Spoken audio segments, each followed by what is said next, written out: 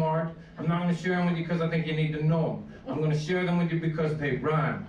I didn't come down here to change any of y'all's minds about anything. I come down here to ease my own mind about everything. And with that said, I want to thank y'all for giving me a chance to do this again, because it works every time.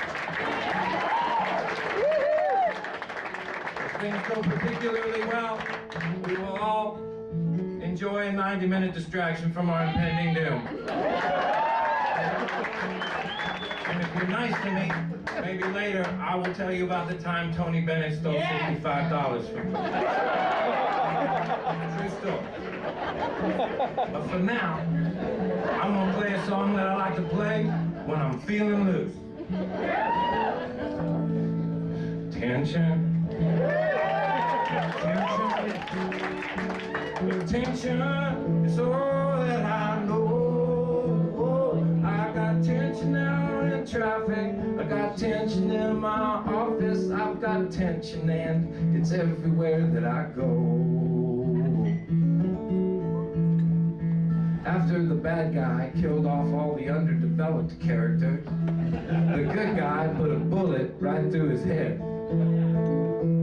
And the screenwriter stood up and he told us that all the loose ends had been tied. He said, justice is irrelevant. Violent problems need violent solutions, because in America, we like our bad guys dead. Preferably after some kind of kick-ass car chase that somebody catches on film. Tension. Tension.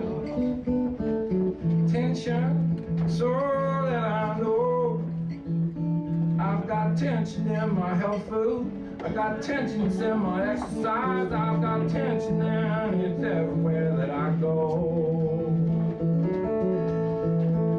They roped off all of my problems and they pointed their fingers at drug addiction. I figure it's because they know if you're the one doing the pointing, nobody's looking at you.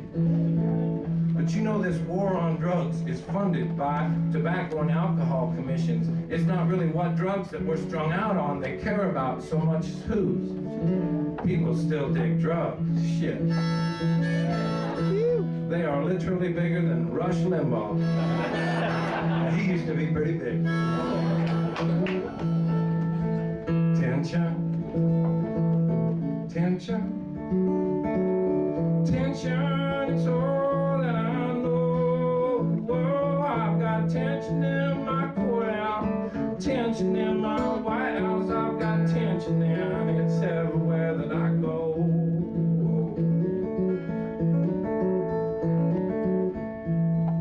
When rock and roll first came around, seemed like preachers all went crazy.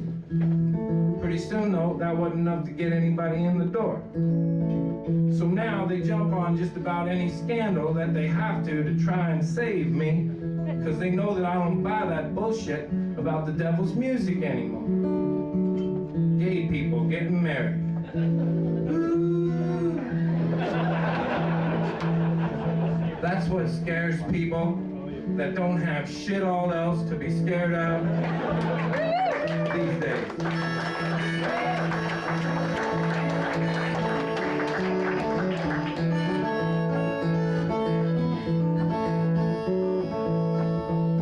Tension, tension, tension is all I know. Oh, I've got tension now in traffic, I got tension now in my office, I've got tension now, it's everywhere I go. I go.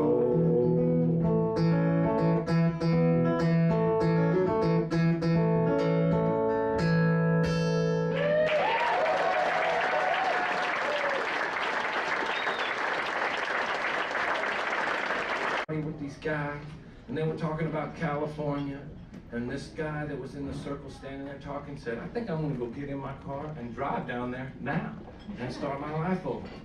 And I thought, well, that's the best idea I've ever heard. So I talked him into letting me go with him. And about a month later, I was still down there, living on what I like to call the sofa circuit. Yeah? And so I'm in Santa Rosa, California. That's where we were. Living just at the mercy of others. 3 months later, I'm down to one sofa, and it's not looking good. And they're thinking that I should go. My brother at the time, he's living in Austin on these other guys' sofa. So I'm thinking maybe they got a second one. So I call him. He says they do indeed have a second one. Sends me money for a plane ticket. I go down to the airport. I got my clothes and my records. I get this ticket. They say I can only bring one in my bag. So I show up in Austin. I got nothing but my records. I'm standing there, waiting for my brother to come get me. He says he's gonna. He's not there. This guy pulls up another car. He says, "Are you Todd?" I said, "Yeah." He says, "Get in." Ah, all right.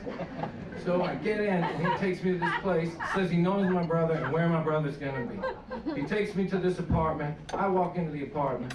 The first thing I notice is that my brother's not there. The second thing I notice is that in this particular apartment, they've only got one cell phone. And I've come a long way. But they said they were gonna go to a party, and I like to party.